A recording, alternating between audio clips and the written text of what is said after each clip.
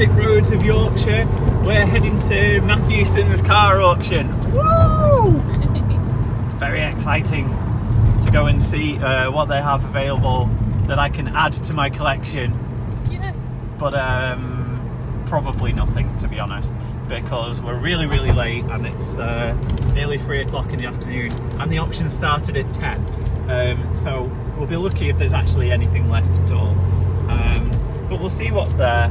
We're going through some beautiful little Yorkshire villages. They're very picturesque and very lovely, and the driving roads are fantastic, albeit some of them are a little worse for wear. But look at this one.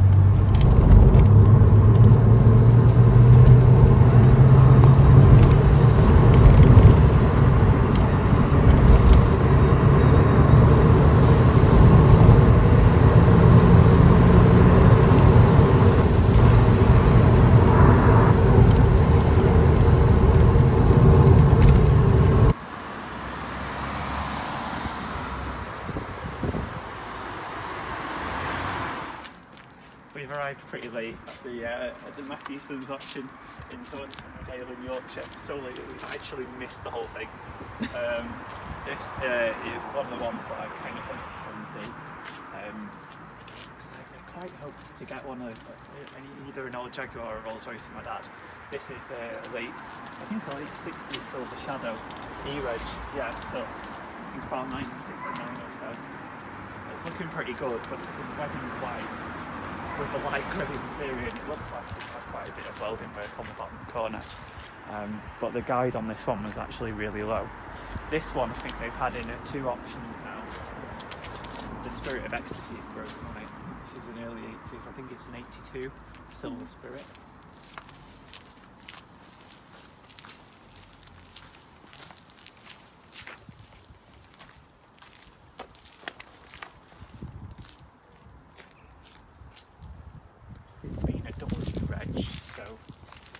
Plates off.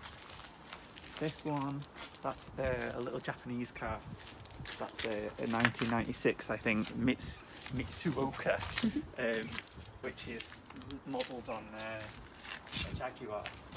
They sort of survived quite well, and this one's sort of unusual in that it's got a manual and it has all the chrome, all the leathers and everything. And I think this one was guided at around 5,000 or 6,000. So that's quite a nice car. It's 2005, which makes it one of the last of the Mark II MX-5s. So that's kind of cool. Right, so this is the 2.5 litre diesel Discovery. Yeah, I don't know awfully much about this one, but it's the late 90s one. A CLK 500, which is really unusual because they didn't normally come with a V8. So that's the big engine in the little car. That only had about 50,000 miles. That was quite interesting. I think that was guided at only about £3,000. The Jaguar, the XJ, that was a pretty low guide price. I don't know whether that's sold or not. That was the V8 from about 1999. This one was a little bit newer. That one was 2003. This one over here is weird, this bright yellow one. The bright yellow car's got a thing on the front to be towed by a motorhome, so that's kind of funny. Another old Mercedes, couple of old CLKs, which these have a habit of like rusting everywhere, but these ones don't look too bad, hence probably why they're here. I think that was a 320 and was guided at about £3,000. Kind of low miles, dark blue coupe. And then this one I think was guided around 2,000. Oh no, there's a flat tyre on this one. Right, so that's a Jaguar XJS. That's pretty cool. That survived quite well.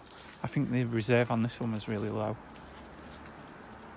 The Shogun I think was from some kind of probate sale or after sale for a late owner, I think, unfortunately. I think that was a reasonably low mile car. I think about 50,000, but I think it'd been off the road for about 2 or 3 years. The Discovery, this is another diesel, early 2000s, and the chocolate version. Late 2003. cool. P38 4.6.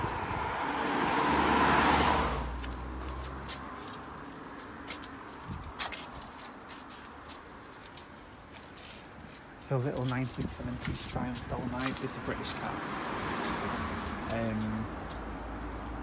Yeah, I don't know what's to be said on that one. That one looks really original and like yogurt colour. This was one of the ones I really liked in this auction. This is a, I think, 1972 Volvo Saloon 164E. It's really sweet. It was a really expensive car when it was new, and this one's quite unusual for being manual as well. What looks to be a leather interior, not vinyl.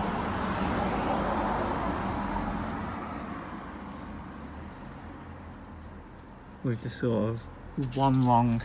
What's weird with this one is they've got one long speedometer and not like round like a modern style one, so that's quite interesting. The body's really nice on that. That one was cool. I think this was guided at around 4,000 or 5,000.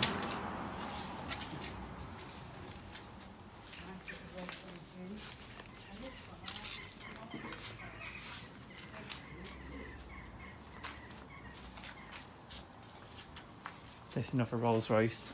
This is the same as the white one that we looked at before. Silver Shadow. This one I think is much better condition. This has got the inlaid wood on the door, where you've got the wood slightly different on like the different layers, and with the dark blue interior, so that's quite cool. You don't often see them with that. They pretty much all seem to be a cream leather inside. 73,000 miles, that's quite cool. The paintwork's quite sketchy on it. There's a few bits of rust bubbling through, so it's far from perfect. As an N, I think that's a 1975, which makes it the last of the ones that had the chrome. And before they got big rubber bumpers, which didn't look quite as pretty. What I'm talking about. So over there at that side, 1998, possibly 97, the red Mini. This side, and this green one I think is an anniversary or a Jubilee MGB. Behind that there's another little MGB. They both look really nice. The saloon is the Triumph. There's the little fan. I think that was had one over. And then this is a weird thing. This was an unknown date of production. The Bedford tanker truck from the 1970s. A weird thing that is, but kind of cool, in really bright green. And then an absolutely decrepit old Volkswagen Beetle, which I admit I kind of like. It's really rusty. It's in a sort of kind of as found type condition. Parked in front of a sign that says no parking in front of these gates, which seems reasonable. Aye. So I wonder whether that means it was based in Italy.